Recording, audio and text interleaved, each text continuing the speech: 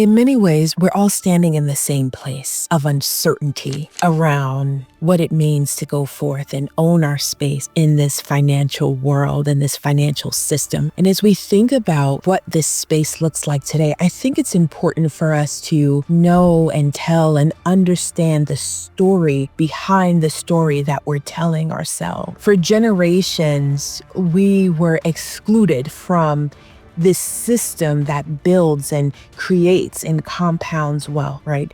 And that came, we've heard the stories. It's like the redlining, it's being denied business loans and giving business loans, but at insanely high interest rates and things like that. Yes, that did happen. It goes beyond just loans. It expands to when we think about investing in markets. And when I speak to clients, many of them are so nervous and almost frozen when we get to the part about investing. And I think part of that is because historically, conversations about investing and what that means and how to utilize it has taken place in spaces that we just didn't have access to, country clubs and boardrooms and areas that were generally outside of our communities. And those were the spaces where many people learned how to make your money work for you. Those same conversations are still happening now and are still somewhat hidden. It's taking place in homes and on private calls with financial advisors and even in networking circles that most people just don't know about. It's when we think about our dollars, there's a whole story behind the story of our dollars. There was a time when our dollars were just outright refused and turned away and just not welcomed into this system. But that began to change. As our wages rose, there began to be not a moral awakening, but an economic awakening. And the same system that didn't want our dollars suddenly wanted our participation in this system, but not as owners, as consumers. And as that began to happen, corporations and advertisers realized that they were leaving money on the table, a lot of money on the table. Essentially, the exclusion of our dollars stopped being profitable. And if you think about those dollars today, they're worth more than $1.8 trillion.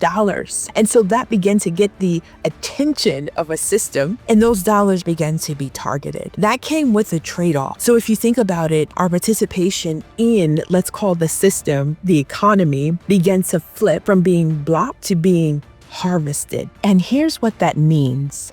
Instead of being shut out, we began to be invited in, almost herded in through the doors of consumption. We were welcomed in to spend, but rarely to own, to actually participate. The dollars began to be extracted in the form of, we know, predatory loans, inflated prices. Here's the part that I don't think we always see.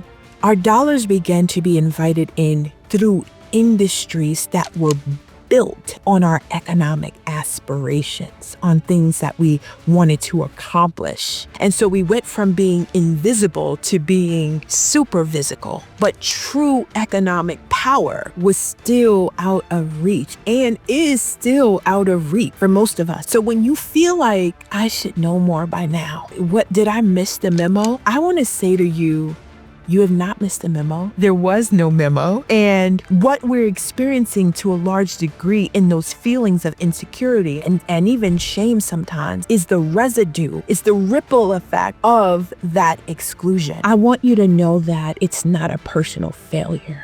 On this journey that I'm calling Take Your Place, we have the ability to choose. That's the first thing that I want you to know, that in this day, in this moment, we have the ability to choose.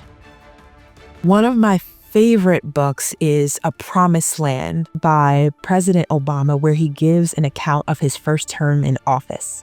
And in the book, he talks about a moment where he wasn't sure if he should run for the presidency. He had like this moment of uncertainty. And he went to someone who he trusted and he asked him if he thought he should run. And the response that he got changed his life and I would even say the world forever. And what was that response? It was, you don't choose the time chooses you. My people, I want you to know that it is time.